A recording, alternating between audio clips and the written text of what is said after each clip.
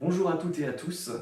J'étais avec Olivier et il nous raconte, il nous donne ses impressions sur cette technique de classement si peu intuitive et pourtant tellement efficace. Technique de classement donc qu'il a adoptée pour suivre des projets pour des clients aussi prestigieux que Airbus, Dassault ou Boeing. Allez, je vous en dis pas plus pour le moment, on y va et je vous dis à tout à l'heure. Bonjour Olivier. Bonjour Thierry. Vous avez pris une grande décision il y a plus d'1 an et demi maintenant. Euh, on y reviendra un petit peu plus loin dans cet échange. Juste avant, est-ce que vous pourriez nous dire un petit peu qui vous êtes, ce que vous faites, quelle est votre activité?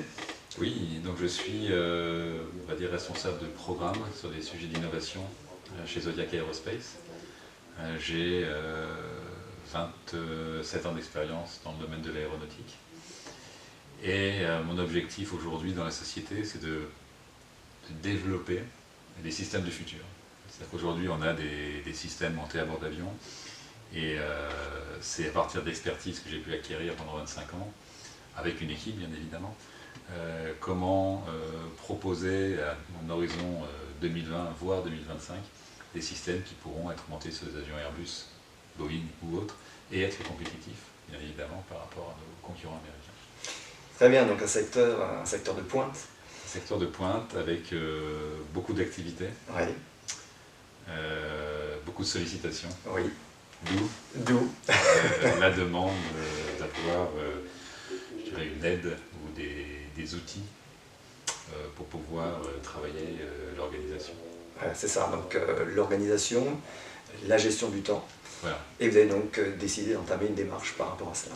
Voilà, l'objectif c'était de, par moment je me retrouvais pris par le temps, Oui, pris par les actions et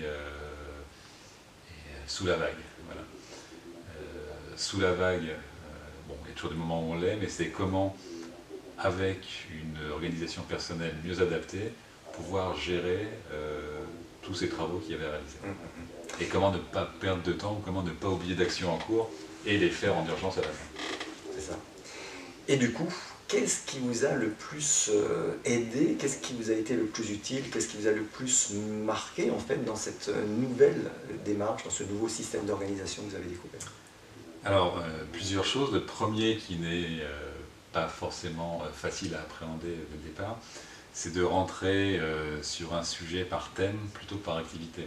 Avant, c'était je vais travailler sur l'avion Airbus, l'avion Boeing et l'avion Dassault. Oui, Je crée un dossier Boeing, un dossier Airbus, un dossier Dassault. Et là, l'idée, c'est de dire je vais faire des plans pour Airbus, Dassault, Boeing. Je crée un dossier plan, je vais faire des spécifications, un dossier spécifications, des essais, etc.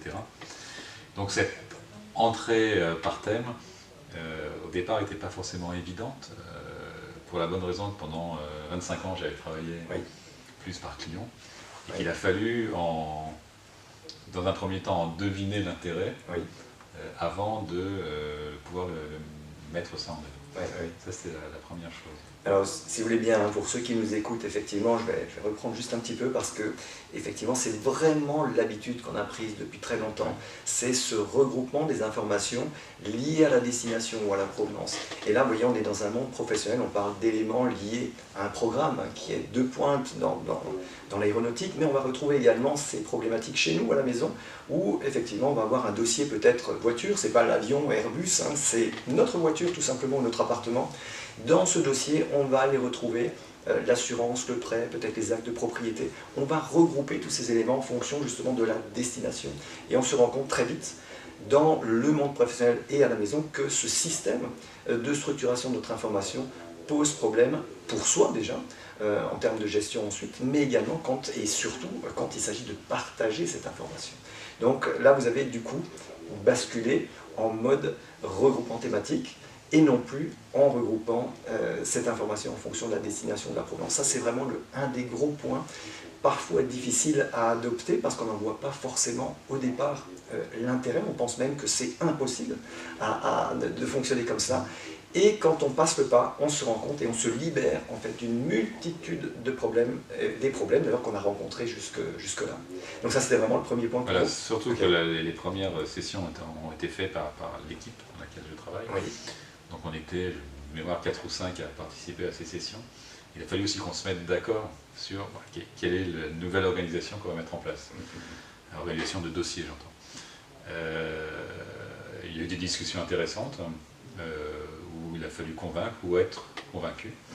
Et on est arrivé sur un système où on a encore gardé quelques thèmes, je dirais, destination, parce que le pas était trop dur à franchir. Trop grand. Trop grand, donc on n'en avait pas encore vu complètement l'intérêt. C'est ça.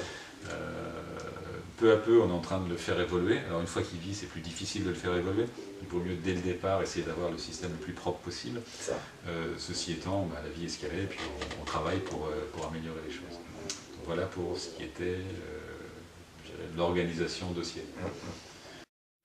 Vous l'avez compris, il y a un critère dont il ne faut surtout pas tenir compte quand vous reconsidérez votre arborescence, quand vous voulez classer vos données. Ne tenez surtout pas compte de la destination ou de la provenance. N'entrez surtout pas dans vos dossiers par le client que vous suivez, par le projet que vous suivez, mais inversez cette arborescence et rentrez par le thème, par votre objectif. Olivier vous l'a bien expliqué, ça a été un petit peu difficile pour eux de faire cette bascule, mais aujourd'hui, petit à petit, ils y parviennent et encore une fois, ils mesurent tout l'intérêt de fonctionner selon ce principe contre-intuitif. Je vous ai préparé une petite fiche mémo, une fiche outil qui va vous permettre d'avoir la synthèse de cette notion qui vous permettra d'appliquer cela dans vos futurs systèmes de classement. Dites-moi simplement dans le formulaire que je vous ai mis en lien ci-dessous à quelle adresse mail je peux vous l'envoyer et je me ferai un plaisir de vous transmettre cette fiche.